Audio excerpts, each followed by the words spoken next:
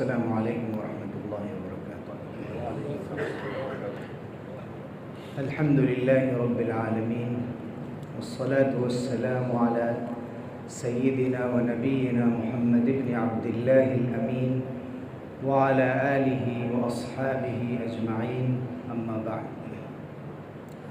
فاعوذ باللہ من الشیطان الرجیم، بسم اللہ الرحمن الرحیم۔ يسأله من في السماوات والأرض كل يوم هو في شأن فبأي آلاء ربكما تكذبان۔ بزرگان محترم اور عزیز نوجوانوں، اللہ تعالیٰ نے قرآن مجید میں اپنے بارے میں کثرت سے گفتگو کی ہے، خود اپنا تعارف کرایا ہے، جگہ جگہ اپنی صفات بیان فرمائی ہیں، اسماء حسنہ کا ذکر کیا ہے اور یاد دلایا ہے کہ اللہ تعالیٰ کو اس کے اچھے اچھے ناموں سے اور اس کی بہترین صفات سے یاد کرو اور ان کے حوالے سے دعائیں کرو۔ 99 اسماء حسنہ تو چند روایات میں ہیں، اللہ کے نام ان سے بھی زیادہ ہیں اور اللہ رب العزت کی صفات ان سے بھی زیادہ ہیں، قرآن مجید میں احادیث میں جگہ جگہ پھیلے ہوئے ہیں۔ ان میں سے اللہ تعالیٰ کی ایک صفت یہ ہے کہ ہر دن اللہ کی ایک الگ شان ہے۔ فرمایا اللہ تعالیٰ نے کہ یسألہ من فی السماوات والارض، آسمانوں اور زمین میں جو کوئی بھی ہے ہر ایک اللہ سے سوال کر رہا ہے۔ کل یوم هو فی شأن، اور ہر دن اللہ کی ایک الگ شان ہے۔ دن صرف سمجھانے کے لیے بات کہی گئی، ہر لمحے، ہر آن، ہر وقت اللہ رب العزت کی قدرت کا اظہار الگ الگ انداز سے کائنات میں ہوتا رہتا ہے۔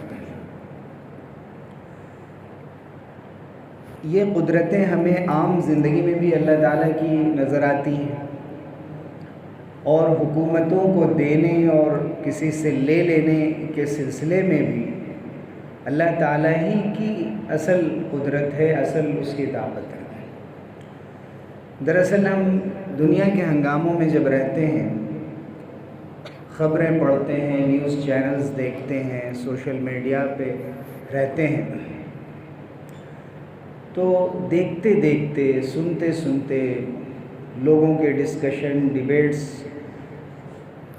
اس قدر ہمارے سامنے آتے ہیں کہ ذہن و دماغ بالکل اللہ کی جانب سے ہٹ جاتا ہے۔ ایسا لگتا ہے کہ اللہ تعالیٰ کا تعلق مسجد سے ہے، نمازوں سے ہے اور طواف اور حج و عمرے سے ہے، اور دنیا کے اس پورے نظام سے نہیں ہے۔ رات آ رہی ہے پھر جا رہی ہے، دن نکل رہا ہے، بارش ہو رہی ہے، دھوپ نکل رہی ہے، الگ الگ اللہ رب العزت کی قدرت کے جلوے نظر آ رہے ہیں۔ کہیں گرمی ہے، کہیں سردی ہے، کہیں زلزلے ہیں، کہیں سیلاب ہیں، کہیں طوفان ہے، کہیں جنگیں ہیں، مصیبتیں ہیں، مختلف کیفیتیں دنیا پر طاری ہیں۔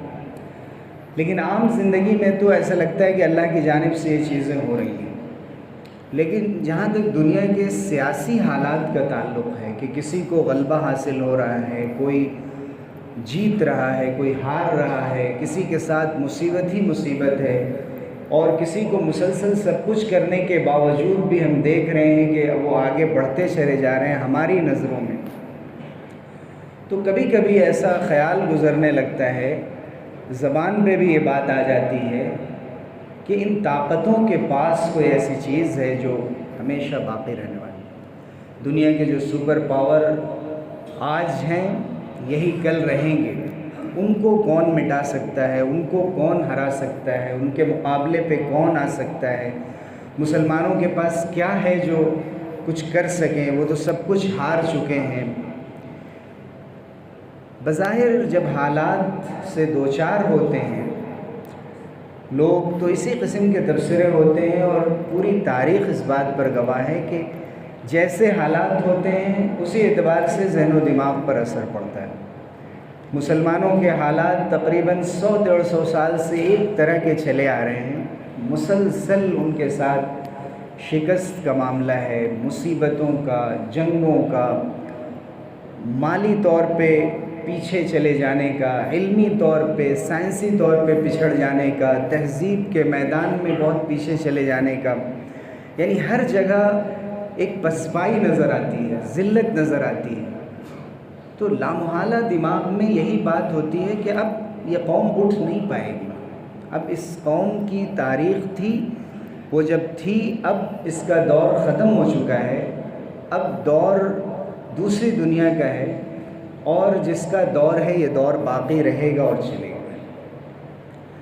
یہ انسان کے ذہنوں میں آتا ہے اور بالکل فطری بات ہے، اور یہی مقصد ہے۔ دنیا میں جو غالب قومیں ہوتی ہیں، جو فتح پاتی ہیں، ان کا مقصد بھی یہی ہوتا ہے کہ دنیا کے دوسرے خطے میں بسنے والے لوگوں کو اور دوسری قوموں کو ذہنی طور پر اس بات پر پوری طرح سے راضی کر لیا جائے کہ تمہاری قسمت میں ذلت ہے، تمہاری قسمت میں ہار ہے، تم اب کبھی اٹھ نہیں سکتے۔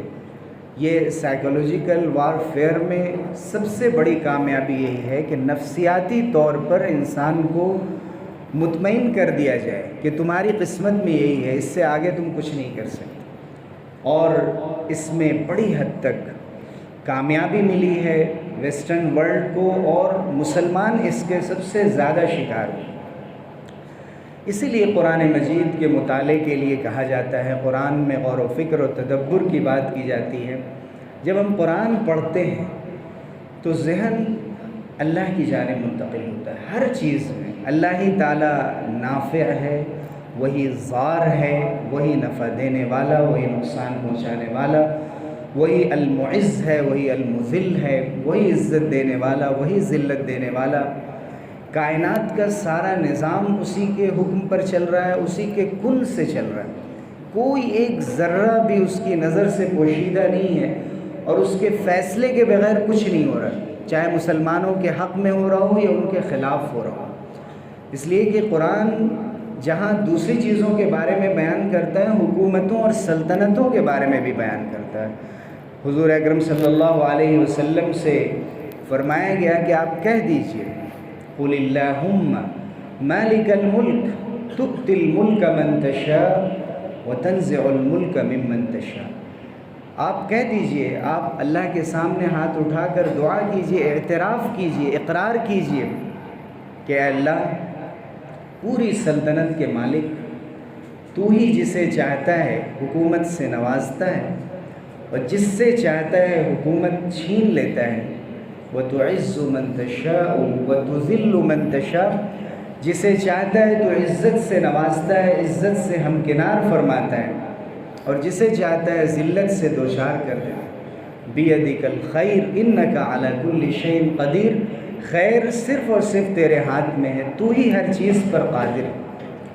یہ بندوں کے ذریعے سے اعتراف کرایا جاتا ہے اللہ کی بارگاہ میں کہ سارے معاملے اللہ کے حوالے کیے جائیں۔ کل یوم ہوا فی شان، ہر لمحے، ہر آن اللہ کی قدرت کا اظہار الگ الگ انداز سے ہو رہا ہے، اللہ کی شان نرالی ہے۔ عزت دینے والی ذات وہ، ذلت دینے والی ذات وہ، وہی حکومتیں دینے والی اور اقتدار پر رکھنے والی، اور وہی حکومتیں چھین لینے والی، اور بڑھتے اور چڑھتے بادشاہ کو اس کی کرسی سے اتار پھینکنے والی یہ ذات صرف اور صرف اللہ کی ہے۔ اس کے فیصلے سے یہ سب کچھ ہو رہا ہے۔ یہ کوئی پرانا خیال نہیں ہے۔ بہت سے لوگ سمجھتے ہیں کہ ماڈرن دنیا میں اس قسم کی باتیں کرنا یہ پرانے انداز کی باتیں ہیں، لیکن قرآن جیسے کل تر و تازہ تھا، آج بھی ویسے ہی غضاً طریًّا، ویسے ہی آج بھی تر و تازہ ہے۔ یہی وہ پہلو ہے جو ہمارے ذہنوں سے پوشیدہ ہو جاتا ہے، مخفی ہو جاتا ہے، اس کی وجہ سے ہی سب سے زیادہ ہم بے چین ہوتے ہیں۔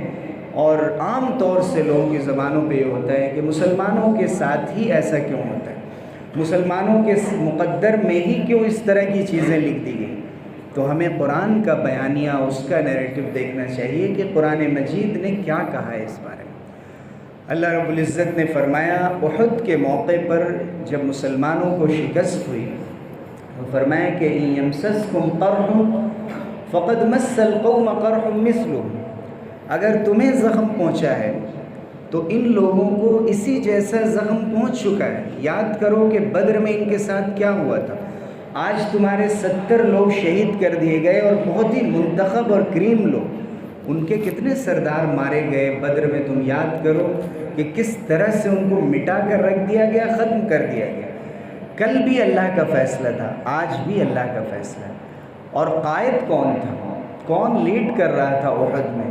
سرور دو عالم صلی اللہ علیہ وسلم بنفس نفیس موجود تھے، آپ تھے۔ اللہ کی نصرت اور اعانت نہ آنے کا کوئی سوال ہی پیدا نہیں ہوتا تھا، لیکن اللہ تعالیٰ اگر آزمائے نہیں اپنے ایمان والے بندوں کو، اور فتح پر فتح اور اقتدار پر اقتدار اور بلندی پہ بلندی ملتی چلی جائے کہ وہ آگے بڑھتے چلے جائیں، کبھی ان کو ٹھوکریں نہ لگیں، کبھی شکست نہ کھانی پڑے، یہ اللہ رب العزت کا طریقہ نہیں ہے، اس کا فیصلہ نہیں ہے، اس کی سنت نہیں۔ وہ اللہ تعالیٰ نے دکھا دیا کہ احد کے میدان میں مسلمانوں کے ساتھ وہ ہوا جو بدر کے میدان میں مشرکین کے ساتھ ہوا۔ پھر اللہ تعالیٰ نے فرمایا کہ میرا طریقہ کیا ہے، وَتِلْكَ الْأَيَّامُ نُدَاوِلُهَا بَيْنَ النَّاسِ، ہم دنوں کو لوگوں کے درمیان عدلتے بدلتے رہتے ہیں، کبھی کسی کو عروج دیتے ہیں، کبھی کسی کو زوال دیتے ہیں، کسی کے لیے اچھے دن آتے ہیں تو کسی کے لیے برے دن آتے ہیں، اور شکر اور صبر کا امتحان ہوتا ہے۔ وَتِلْكَ الْأَيَّامُ نُدَاوِلُهَا بَيْنَ النَّاسِ، پھر فرمائیں کہ وَلِيَعْلَمَ اللَّهُ الَّذِينَ آمَنُوا، اور اگر ایمان والوں کے ساتھ ایسا کچھ ہو رہا ہے تو اللہ تعالیٰ کا مقصد اس کے ذریعے سے یہ ہے کہ وہ سچے ایمان والوں کو پہچان لے۔ وَلِيَعْلَمَ اللَّهُ الَّذِينَ آمَنُوا، پتہ چلے کہ جو فتح میں اقتدار کے وقت آگے بڑھتے ہوئے اللہ پر یقین رکھ رہا تھا، کیا آج بھی وہ اللہ پر یقین رکھ رہا ہے؟ اسی لیے اس آیت سے پہلے فرمایا گیا وَلَا تَهِنُوا وَلَا تَحْزَنُوا وَأَنْتُمُ الْأَعْلَوْنَ إِن كُنتُم مُؤْمِنِينَ، کہ تم ہمت نہ ہارو، تم غم زدہ نہ ہو جاؤ، غم نہ کھاؤ، اگر تم سچے مومن ہو غلبہ تمہیں ہی حاصل ہو، لیکن حاصل رہے گا مسلسل یہ اخلاص کے اوپر، سچے ایمان کے اوپر اس کا انحصار ہے، اس کا دار و مدار ہے۔ تو اللہ تعالیٰ جب بھی مسلمانوں کو آزماتا ہے وَلِيَعْلَمَ اللَّهُ الَّذِينَ آمَنُوا، اور آج بھی جو آزمائشیں ہیں، ہم ذاتی زندگی میں بھی بہت سے لوگ اس مسجد میں بھی آتے ہیں، ملاقات ہوتی ہے، آس پاس ہاسپٹلز ہیں، اس تعلق سے بھی بہت پریشانیوں کے عالم میں آتے ہیں، دعائیں کرتے ہیں، ملاقات ہوتی ہے، تو ایسا بھی اظہار کرتے ہیں کبھی کبھی کہ اللہ ہی تعالیٰ نے کہا ہے دعا کرنے کے لیے، وہ اتنی دعائیں کر رہے ہیں، اتنا مانگ رہے ہیں، اتنے صدقے کر رہے ہیں، حالات اور بگڑتے جا رہے ہیں، بیماری اور بڑھتی چلی جا رہی ہے، آخر اللہ کو منظور کیا ہے؟ نعوذ باللہ، سمجھ میں نہیں آتا بالکل، یعنی مایوسی اس قدر گھیر لیتی ہے۔ ہم نے کہا کہ جب بھی کسی کے ساتھ ایسا ہو سیرت کو دیکھنا چاہیے، رسول اللہ صلی اللہ علیہ وسلم کی زندگی کو دیکھنا چاہیے۔ لوگ کہتے ہیں کہ ان کا ایمان اور ہمارا ایمان کہاں، ہم تو کمزور لوگ ہیں۔ آج اہل فلسطین کو دیکھ لے، وہ بھی تو آج کے لوگ ہیں۔ ہمارے ہی درمیان ہر 5-6 لوگوں میں ایسے لوگ آپ کو مل جائیں گے جن کی مصیبتیں ہم سے بڑی ہیں، لیکن ان کا شکر، ان کا اطمینان، تقدیر پر ان کا راضی ہونا، اللہ سے دعاؤں کا تسلسل، ان چیزوں میں ایمان کے اعتبار سے وہ دوسروں سے آگے ہوتے ہیں۔ تو ہم ان کو دیکھ کر سیکھ سکتے ہیں، اپنے آپ کو تسلی دے سکتے ہیں، اللہ کے فیصلے پہ ہمیں راضی رہنا ہوتا ہے۔ وَلِيَعْلَمَ اللَّهُ الَّذِينَ آمَنُوا، اللہ تعالیٰ جانچنا چاہتا ہے، دیکھنا چاہتا ہے کون سچے ایمان والے ہیں۔ وَيَتَّخِذَ مِنْكُمْ شُهَدَاءَ، اور اگر جانے جاتی ہیں تو اللہ تعالیٰ تم میں سے کچھ لوگوں کو شہادت کا درجہ دینا چاہتا ہے۔ جانے جاتی ہیں، ہماری نظر میں نقصان ہوتا ہے، اللہ کی نگاہ میں ان لوگوں کے لیے بڑا فائدہ ہوتا ہے جن کو یہ درجہ اور یہ مقام عطا ہوتا ہے۔ واللہ لا يحب الظالمین، اور اللہ تعالیٰ ظلم کرنے والوں کو پسند نہیں کرتا۔ اگر کوئی جیت رہا ہے ظلم کے باوجود بھی، کوئی آگے بڑھ رہا ہے ظلم کے باوجود بھی، تو یہ مطلب نہیں ہے کہ وہ اللہ کا پسندیدہ بھی ہے، چونکہ ہم دیکھ رہے ہیں ہمارے ارد گرد ترقیاں دنیا کی کن لوگوں کو حاصل ہیں۔ کیا وہ لوگ اللہ کے پسندیدہ بندے؟ کیا دنیا میں اللہ رب العزت نے ان کو کچھ دے رکھا ہے؟ تو اس بات کی علامت ہے کہ وہی آخرت میں بھی کامیاب ہوں گے۔ آخرت میں کامیابی کے پیمانے، اس کی شرطیں، اس کی بنیادیں الگ رکھی گئی ہیں۔ سے فرمایا کہ اللہ تعالیٰ ظالموں کو پسند نہیں فرماتا۔ پھر یہ فرمایا وَلِيُمَحِّصَ اللَّهُ الَّذِينَ آمَنُوا وَيَمْحَقَ الْكَافِرِينَ، اور اس لیے بھی یہ ہوتا ہے کہ اللہ تعالیٰ ایمان والوں کو نکھارنا چاہتے ہیں، نکھارنا چاہتے ہیں۔ نکھار انسان کے اندر اسی وقت آتی ہے جب وہ تجربوں سے گزرتا ہے، جب طرح طرح کے سچویشنز فیس کرتا ہے، حالات سے گزرتا ہے، اس کو یہ پتہ چلتا ہے کہ کن حالات میں کس طرح کی اسٹریٹجی اختیار کرنی ہے۔ اپنی ذہنی طاقت، دماغی طاقت، اپنے دل کے اندر اللہ تعالیٰ نے جو اس کی طاقت رکھی ہے، اس کے سوچ اور فکر میں طاقت رکھی ہے، اس کو جو اللہ تعالیٰ نے جسمانی صلاحیت دی ہے، اس کے اندر جو علمی قابلیت دی ہے، اس کے اندر جو تجربے رکھے ہیں، ان سے کیسے فائدہ اٹھاتا ہے؟ یہ صرف اللہ کی مدد کے انتظار میں بیٹھا ہوا ہے، نصرت کے انتظار میں بیٹھا ہوا ہے، اور یہ سمجھتا ہے کہ وہاں سے سب کچھ ہوتا رہے گا، ہمیں کچھ بھی نہیں کرنا پڑے گا۔ نہیں، اللہ تعالیٰ نکھارنا چاہتے ہیں کہ مشکل حالات میں اپنے کو سنوارنے کا طریقہ معلوم ہے۔ اس لیے آپ دیکھیے جو لوگ عمر کے اس حصے میں ہیں کہ بہت سے زندگی کے سرد گرم دیکھ چکے ہیں، اور وہ لوگ جو ابھی ابھی تازہ میدان عمل میں آئے ہیں، آپ دیکھیے کہ کس قدر وہ واویلا مچاتے ہیں، جلدی خفا ہو جاتے ہیں، پریشان ہو جاتے ہیں، برداشت نہیں ہوتی ہے ان کے اندر۔ جو لوگ حالات اور تجربے سے گزر چکے ہوتے ہیں وہ جانتے ہیں کہ کس موقع سے کیا ریئیکشن دینا ہے اور کس طرح سے مسائل کو حل کرنا ہے۔ اللہ تعالیٰ ہماری قومی اور اجتماعی زندگی میں بھی یہی چاہتے ہیں۔ وَلِيُمَحِّصَ اللَّهُ الَّذِينَ آمَنُوا وَيَمْحَقَ الْكَافِرِينَ، بالآخر کافروں کو اللہ تعالیٰ مٹا کر رہے گا، اور اللہ تعالیٰ نے یہ فیصلہ فرما دیا ہے۔ اور یہ نہیں ہوگا کہ عروج حاصل ہو تو مسلسل عروج حاصل ہوتا رہے، شکست ہو تو مسلسل شکست ہو۔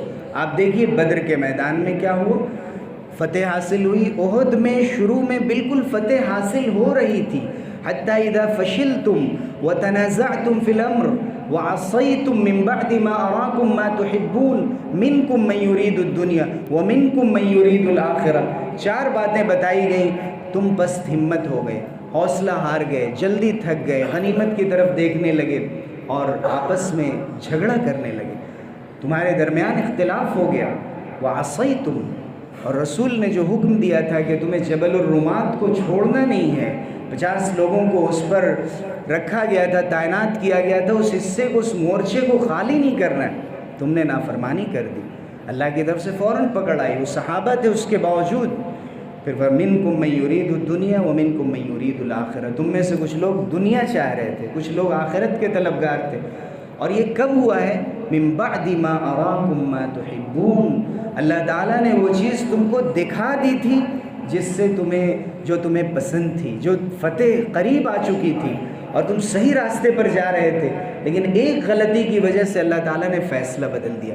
تو ہمارا پست ہمت ہو جانا، ہار جانا، اور اس کے ساتھ آپس میں اختلاف کرنا، معصیت اور گناہوں میں پڑ جانا، اور پھر دنیا کا طلبگار ہو جانا، اور پوری زندگی کا مقصد صرف دنیا کمانے کو اور دنیا بنانے کو بنا لینا، یہ 4 چیزیں ہیں جو کسی بھی قوم کے شکست کا سبب بنتی ہیں۔ اور مسلمانوں کے لیے بطور خاص احد کے حوالے سے یہ اشارہ کر دیا گیا، لیکن اللہ تعالیٰ نے پھر آگے جا کر آپ دیکھیے فتح سے 2 فرمایا۔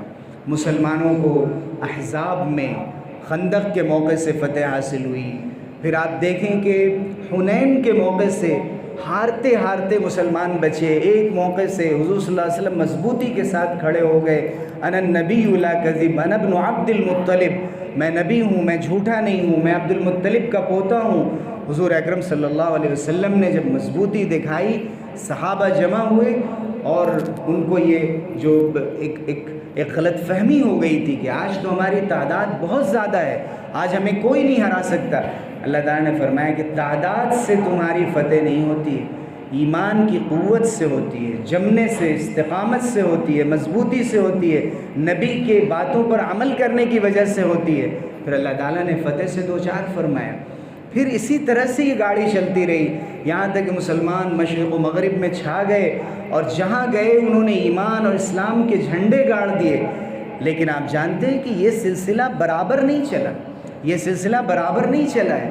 656 ہجری میں یا 1258 عیسوی میں تاتاریوں نے بغداد کی اینٹ سے اینٹ بجا دی۔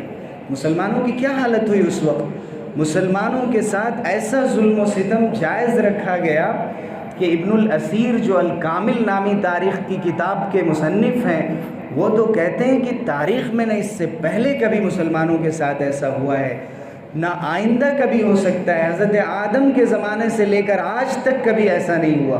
اور انہوں نے فرمایا کہ آئندہ بھی یاجوج ماجوج کے فتنے سے پہلے اندیشہ نہیں ہے کہ ایسے حالات مسلمانوں کے ساتھ ہوں گے۔ حادثۃ کبریٰ، کہتے ہیں اتنا بڑا حادثہ۔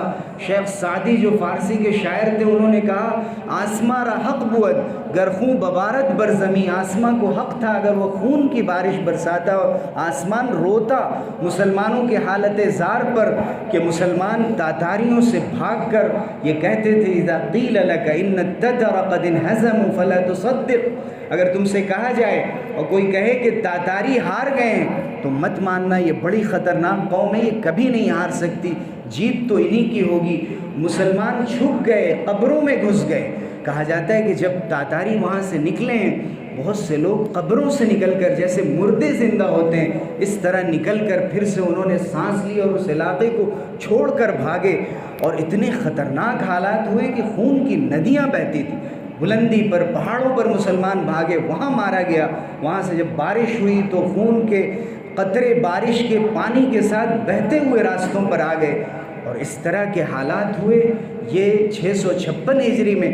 اس کے بعد 717 کے قریب ابن کثیر البدایہ والنہایہ میں لکھتے ہیں کہ حالات پھر سے ایسے خراب ہوئے کہ لگتا تھا 1,000 کے مسلمانوں کے قافلے کو مار دیا جاتا تھا، ختم کر دیا جاتا تھا، یعنی عورتوں کو مارا جاتا، بچوں کو مارا جاتا، عورتوں کے پیٹ چاک کیے جاتے، اور جو جنین ہے، بچے جو ماں کے پیٹ میں پل رہے ہیں، ان کو نکال کر کاٹ دیا جاتا۔ ایسے خطرناک حالات مسلمانوں کے ساتھ تاریخ میں آ چکے ہیں، اور اس وقت مسلمانوں کی نفسیاتی طور پہ ذلت اور پستی کی حالت تھی کہ ایک عورت بھی اگر کہہ دیتی تھی کہ رکو میں تلوار لے کر آتی ہوں، یہاں سے ہلنا مت، تو اس کو ڈر یہ ہوتا تھا کہ یہ دیکھ رہے ہوں گے، اگر ہم یہاں سے بھاگے تو اور سخت سزا ہو سکتی تھی۔ وہ گردن چٹان پر جھکا کر کھڑا رہتا تھا، اور وہ آتی تھی اور تلوار سے گردن اڑا دیتی تھی، لیکن ہمت نہیں تھی ایک مسلمان کی بھاگ کر کم سے کم اپنی جان بچا سکے، ڈیفنس کرنا تو دور کی بات۔ یعنی یہ حالت جب ہوتی ہے کسی قوم کی تو پھر اللہ کی مدد نہیں آتی، اللہ کی نصرت نہیں آتی۔ آج پھر اللہ تعالیٰ نے مسلمانوں کو عروج دیا، اور سورہ روم کی ابتدائی آیتیں پڑھیے، غلبت الروم فی ادنی الارض وهم من بعد غلبهم سیغلبون، کہ رومیوں کو غلبہ، مغلوب کر دیے گئے وہ، لیکن مغلوب کیے جانے کے بعد چند سالوں میں وہ غالب ہوں گے۔ فی بضع سنین للہ الامر من قبل ومن بعد، اللہ تعالیٰ نے اظہار فرمایا کہ اللہ ہی کے لیے فیصلہ اور حکم ہے، اس سے پہلے بھی اور اس کے بعد بھی۔ جب بھی مسلمانوں کے ساتھ اقتدار کی محرومی ہوگی، ناکامی ہوگی، شکست ہوگی، ان کو یہ آیت یاد رکھنا چاہیے، للہ الامر من قبل ومن بعد۔ جب ایرانیوں نے فتح پائی تھی رومیوں پر، اس وقت مشرکین نے مکے میں جشن منایا تھا کہ ایرانی مشرک آگ پرست اور ہم پتھروں کو پوجنے والے، ہم بھی مشرک۔ مشرک کو فتح ہوئی، ہجرت سے پہلے، ہجرت قریب تھا، اس وقت ہجرت کا واقعہ ہونے والا تھا۔ مشرکین نے یہ سوچا کہ ہمیں بھی فتح حاصل ہوگی، فال نیک لیا انہوں نے، لیکن اللہ تعالیٰ نے کہا کہ اس کے بعد رومیوں کو غلبہ حاصل ہوا، اہل کتاب کو، عیسائیوں کو غلبہ حاصل ہوا، بازنطائن سلطنت کو غلبہ حاصل ہوا، اور ہرقل نے کروٹ لی اور ایران کے اینٹ سے اینٹ بجا دیے۔ خسرو پرویز شہر چھوڑ کر بھاگ گیا، آذربائیجان تک، آرمینیا تک بھاگنا پڑا ایرانی فوج کو۔ کسی نے سوچا بھی نہیں تھا کہ کبھی یہ منظر سامنے آ سکتا ہے، لیکن اللہ تعالیٰ نے کہا للہ الامر من قبل ومن بعد۔ اور یہ واقعہ جب ہو رہا ہے، مسلمان اس وقت بدر کے میدان میں تھے، مسلمانوں نے جشن منایا، ایک طرف مسلمان جیتے، دوسری طرف عیسائی جیتے، دونوں آسمانی کتابوں کا مطالعہ کرنے والے اور آسمانی کتابوں پر یقین رکھنے والے تھے۔ اللہ نے کہا کہ اس کے بعد بھی اللہ ہی کا فیصلہ ہوگا۔ حضرت علی ابن زبیر کہتے ہیں کہ پھر مسلمانوں کو غلبہ حاصل ہوا، مسلمانوں نے ایرانیوں کو بھی شکست دی اور رومیوں کو بھی شکست دی، دونوں قوموں کو مٹا کر رکھ دیا۔ لیکن اس کے بعد جو زمانہ آیا ہے اس میں مسلسل شکست اٹھانی پڑی. پھر حضرت صلاح الدین ایوبی کو اللہ تعالیٰ نے عروج و اقتدار نصیب کیا، انہوں نے مسجد اقصیٰ کو آزاد کرایا. پھر سے مسلمانوں کو شکست ہوئی. پھر عثمانی سلطنت آئی، آٹومن امپائر، اور جس کا سورج اقتدار کا اس چمک کے ساتھ، اس تیزی کے ساتھ دنیا کو فتح کرتا چلا گیا کہ افریقہ اور ایشیا اور یورپ کے بڑے خطے پر اس نے راج کیا اور پوری دنیا اس کے سامنے سرنگوں ہو گئی اور کہاں کہاں اس کا سورج چمکا. لیکن ایک وقت وہ بھی آیا کہ خلافت کو زوال آیا، اور خلافت کے زوال کے بعد مسلمان سوچ بھی نہیں سکتے ہیں. کبھی چائنا میں بھی مسلمانوں نے حکومت کی تھی، کبھی فرانس کے کچھ علاقوں میں بھی کی تھی، اٹلی میں مسلمانوں نے حکومت کی تھی، ہالینڈ کو فتح کیا تھا، آسٹریلیا کو فتح کیا تھا. ہندوستان کے بارے میں ہم جانتے ہیں، اسپین کے بارے میں جانتے ہیں، لیکن قوقاز کے بارے میں کون جانتا ہے؟ سینٹرل ایشیا میں مسلمانوں نے کیا کیا تھا، اور پھر کس طرح ان تمام علاقوں سے بے دخل کر دیے گئے، اور آج جہاں ہیں وہاں ناکامی کے ساتھ اور ذلت سے دوچار ہیں. لیکن للہ الامر من قبل و من بعد، یہ حالات نے جو کروٹیں لی ہیں اور دنیا بھر کے جو الیکشنز کے رزلٹ آئے ہیں اور جس طرح کے حالات بدلتے جا رہے ہیں دنیا کے، اور کچھ لوگ مٹھی بھر جماعت جس طرح سے مورچہ سنبھالے ہوئے، محاذ سنبھالے ہوئے، یہ ہمارے ایمان کو دوبارہ زندہ کرنے کے لیے کافی ہے. اور جس تیزی سے لوگ اسلام کے دامن میں پناہ لے رہے ہیں، اور جس تیزی کے ساتھ یہ ثابت ہوتا چلا جا رہا ہے کہ اسلام ہی نجات دہندہ ہے، چونکہ ویسٹرن کلچر نے لوگوں کو پہلے عورتوں کی طرف مائل کیا، لبرٹی کے نام پر، ایکولیٹی کے نام پر. آج دیکھیے عورتوں کی بھی کوئی اہمیت نہیں رہی. آج ہومو سیکسولیٹی کی بات چلنے لگی. آپ نے دیکھا پیرس اولمپک کے اندر کہ جب اس کا افتتاحی سیشن چل رہا تھا، اس وقت حضرت عیسیٰ علیہ السلام سے منسوب ایک خاص رسم جو عیسائیوں کے ہاں ہوتی ہے، لارڈ سپر، عشاء ربانی، ہمارے اعتبار سے اگرچہ وہ غلط ہے، وہاں مذہب کا، عیسائیت کا مذاق اڑایا گیا، اس کا جنازہ نکال دیا گیا. ہم سمجھتے ہیں کہ اسلام کے ساتھ صرف یہ ہو رہا ہے. وہاں پر ہم جنس پرستوں کو، چاہے وہ لیزبینز ہوں یا وہ گیز ہوں، ان کو سامنے لا کر، عورت کو بیچ میں سلا کر ان کو ہائی لائٹ کیا گیا، ایسی تنظیموں کو آگے لایا گیا اور اشارہ دیا جا رہا ہے کہ فطرت کا نظام، نیچر کا نظام دنیا میں کچھ نہیں ہے. دنیا میں انسان جو سوچتا ہے وہ رائج ہے، اور اسی کو سائنسی اعتبار سے پروف کرنے کی کوشش کی جا رہی ہے. لیکن اللہ رب العزت نے جو قوم لوط سے کہا تھا فَجَعَلْنَا عَلِيَهَا سَافِلَهَا، اوپر کا نیچے اور نیچے کا اوپر کر دیا گیا، وہ وقت بہت قریب ہے کہ ان قوموں کو اللہ تعالیٰ ان راستوں سے ناکام کر کے اور ان کو برباد اور تاراج کر کے رکھ دے گا.